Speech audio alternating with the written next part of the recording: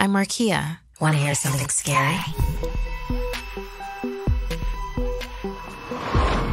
It comes at night. Daryl and Andy had been dating for a few months now, but there was just one issue. Andy never wanted Daryl to spend the night at his apartment. Although Andy denied it, Daryl wondered if he was worried about his neighbors knowing he was gay. Whenever sunset approached, Andy would weirdly rush Daryl out of his house.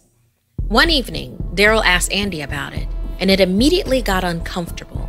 Andy's body tensed. Daryl felt a cold sweat prickling at the base of his neck, sensing Andy's annoyance. He braced himself for their first fight, as Andy's eyes turned steely and cold.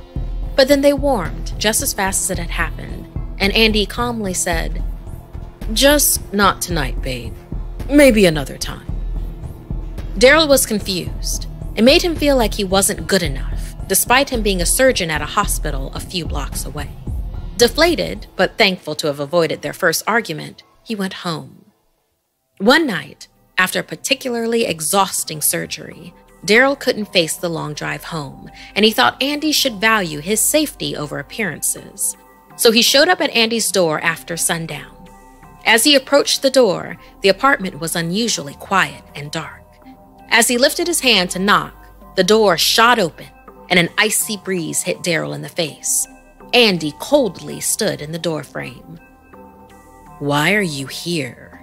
he questioned quietly and intensely, as if not wanting to alert anyone else to Daryl's presence. Daryl saw the flash in Andy's eyes again. He explained he was too exhausted to drive home and didn't care if Andy didn't want the neighbors to see his gay black boyfriend coming out of the house in the morning. He just wanted to get some rest. Andy's stiff, cold stature softened and his brow unfurrowed. He stepped to the side and let Daryl in.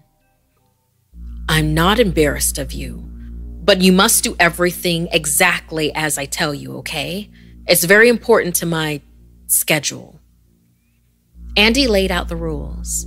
Lights out at 10 p.m., no leaving the bedroom before sunrise, not even to use the bathroom, and they must sleep facing away from each other.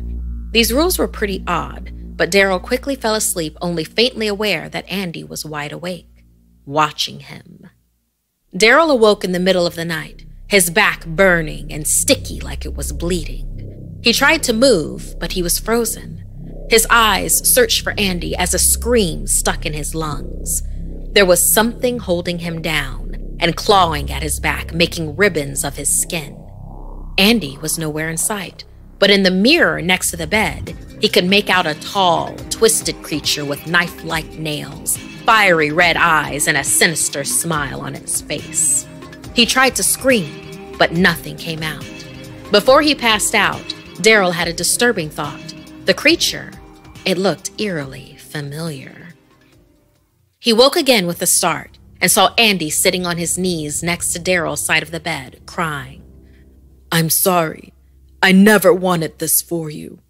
Andy began to explain. For years, he had been possessed by a parasitic demon who contorts and morphs his body at night after the sun goes down. Thirsting for blood, it preys on those who are asleep, paralyzing them as it tears them apart. Daryl now understood why Andy never wanted him to stay past sunset. Daryl ran to the mirror to check his back, wondering why he was no longer in pain.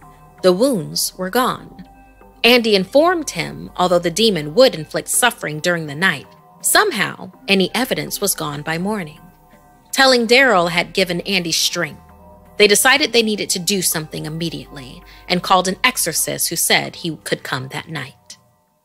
Confident he could rid them of their problem, the priest strapped Andy to a chair and began an old chant.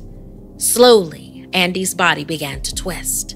His skin shriveled and darkened, fires ignited in his eyes. The bones of his fingers pierced his skin, growing to the shape of long knives. Its sinister smile cracked in agony as the exorcist chanted. The demon let out a loud, high-pitched screech, breaking its body free of the restraints, and it leapt to his feet, growing to be 9 feet tall. Yet, the unrelenting priest continued his prayer. Before anyone could act, Andy, still twisted into demon form, advanced upon the priest. He drove sword-like fingers into the man's chest with a wet, squishing sound of bone-piercing skin. With this action, Andy's body returned to normal. Daryl rushed over to check the injury, but similar to his own disappearing wounds, the exorcist was seemingly unharmed, despite the obvious violence. The man looked at Andy for one long moment and then fled the house, slamming the door shut behind him. Daryl and Andy fell into each other's arms, unsure of what had transpired but just relieved to be safe. They decided the next morning to go to the exorcist seminary to thank him. When they arrived, they were met with a gruesome scene. Bodies everywhere torn to shreds, blood splatter covering the walls and ceilings. The priest was never seen again, but it seemed in its new body, the demon now wasn't afraid to leave behind a bloody trail of evidence.